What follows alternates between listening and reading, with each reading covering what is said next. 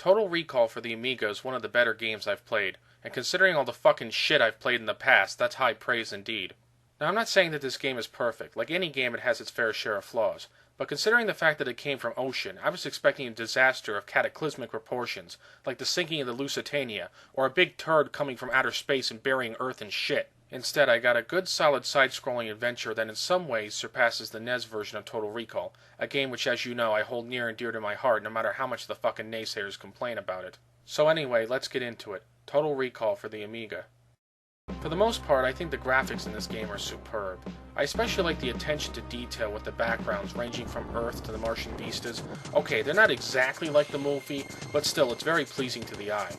Also, I like the animation to Arnold's character. Okay, it's a little bit cartoony, but at least it fucking looks like Schwarzenegger and not some blank-faced fuck wearing pink pajamas.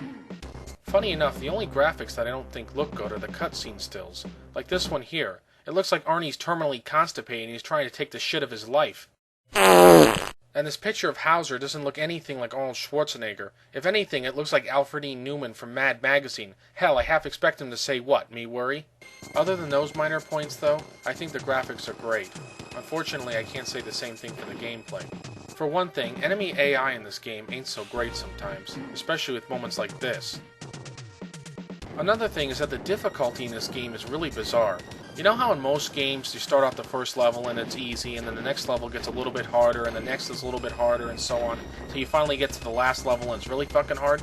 Well, this game doesn't work that way. The first level is a bit tough, but it's not too bad once you know what you're doing. Essentially, you just have to collect the items that Quaid needed in the movie, like the bug removal gun, and the face mask, and the money, and the suitcase. Why you need to collect the suitcase, I don't know, because Quaid had all the items in the suitcase in the movie, but anyway, you just have to collect that shit and then you escape from the level. Next comes the driving level, which again is a bit tough at first, but not too bad once you know what you're doing. Then comes the warehouse level, which is fucking impossible. It's like the game designer said, hey, let's take the last level of the game and put it in the third level just to fuck with the player. Seriously, I don't even think the last level of the game has this many enemies shooting at you. In fact, the only way I could beat this level was to fall down this elevator shaft here, then go down another elevator and run to the exit, bypassing all the bullshit.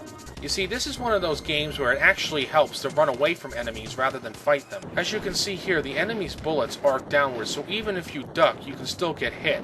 The problem is that oftentimes you'll have to run right up to an enemy, take 2 or 3 bullets, and then try to shoot him to death, but by that time you'll usually be killed. After the warehouse level, the game jumps to Mars with no warning, and this first Mars level is almost as hard as the warehouse level. Then comes another driving level, which is not too bad. And just when you think things couldn't get any worse, guess what? They don't! That's right, the game does a complete 180 and actually becomes really fucking easy. This second Mars level is so fucking easy, it's almost insulting. Unless you're a masochist, you can avoid almost all the enemies, and all you have to do is collect 4 glyphs and solve an easy puzzle that spells Mars. I'm not fucking kidding, that's it, that's all you literally have to do. From there, the game moves on to its most gloriously stupid moment. You have to go up and fight this guy who shoots about 1 billion bullets a minute. And get this, you have to form a hologram, go through the wall, and then shoot him 5 times to kill him. Do I even need to comment on how stupid this is? How the fuck can you kill somebody with holographic bullets? They're just made out of light. What the fuck? Did Captain Picard disengage the safety protocols on the holodeck? How do you fucking kill somebody with holographic bullets? It makes no fucking sense. But you have to do it, otherwise this guy will ventilate your hide. Once you take out that shooter, you can open the final door and get to Kawato. And from there, the game really takes a nosedive in its difficulty. After getting through the next 2 cutscenes, you can beat the rest of the game in about a minute. And no, that's not an exaggeration. You can literally beat the rest of this game in about a minute. What the fuck? Whatever happened to making the last level really difficult? But oh no. We're gonna make the end of this game so fucking easy that a 5-year-old could beat it blindfolded. Don't get me wrong, I really like the fact that they bothered to put the final battle with Richter on the elevator, but all you have to do to beat the guy is just punch him a couple of times and knock him off. Where's the challenge? Where's the difficulty? Why the fuck couldn't they made it just a little bit harder? Worse yet, the last boss battle with Cohagen is a fucking joke. Look at this shit. This guy can't even turn left and shoot Quaid. Hey numbnuts, there's this new direction they invented. It's called left. If you try turning that way and shooting at Quaid, you may actually hit him. Oh yeah, and you could beat Cohagen with 2 or 3 punches. Just great. Just fucking terrific. Christ, even the final battle with Kohagen in the NES version is tougher, and all you have to fucking do to beat him is just duck and shoot repeatedly. Did anybody at Ocean get the fucking memo saying that final boss battle should actually be challenging, and maybe that bosses should be able to fucking turn left too? I guess not. Two other minor points about the gameplay that pissed me off. One is that in the final battle with Richter, you can actually fall off the elevator and die. Now that's fair, but the problem is, look at the fucking drop that you fall from. What is that, like a few feet? Not even a few feet? How can you fucking die from that drop? Yet earlier in the game, you can make a jump right off a fucking platform, fall 20 or 30 feet, and survive. Somewhere here there's a disconnect. My second complaint is with these question mark items. If you pick one of them up, you can either lose life, get invincibility, gain bullets, lose bullets, or have your controls reversed. I suppose you could argue that it does give the game a nice sense of randomness, but honestly, why do you even need these items? In fact, you're better off not collecting these items, because if you collect the wrong one, you'll lose life and get killed. Lest I end up sounding like a nattering naybomb of negativity, the game does have some good points as well. For one thing, the controls are actually good. And for an Ocean game, that's a real compliment, because half the time the characters are slipping and sliding all over the fucking place. Admittedly, the game does have some awkward controls. For example, if you want to fire your gun or punch, you have to press left or right and fire, you can't just press fire. And if you want to switch from your fist to your gun, you have to press down and fire at the same time. Vice versa, if you want to use your fist, you have to press up and fire. Also, Quaid can't jump directly up. He can only jump up and right or up and left. Still, despite these qualms, the controls are actually pretty good. Quaid runs fast, and when you push a button, he doesn't take 10 fucking seconds to act.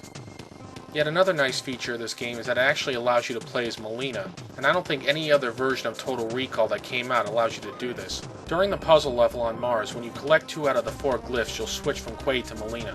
To be fair, it doesn't change gameplay that much because both characters have about the same abilities. However, both characters have separate life bars, and sometimes this can be beneficial.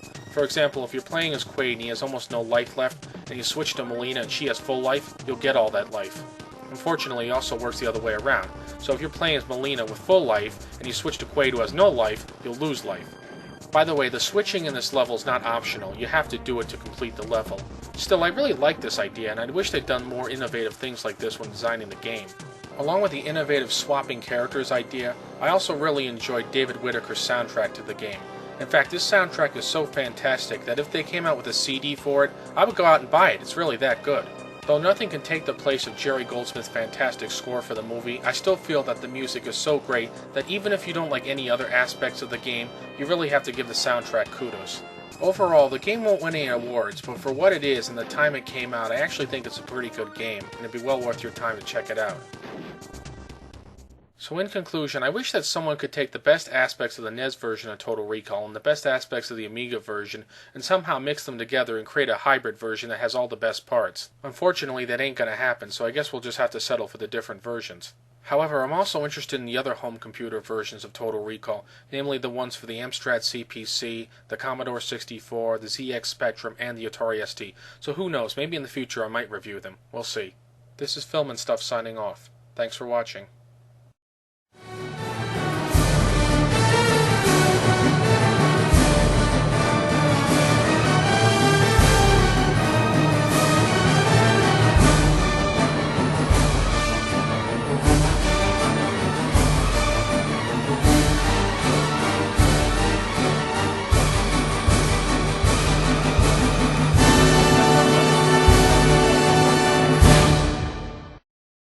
Hey numbnuts, there's this new direction they invented. It's called left.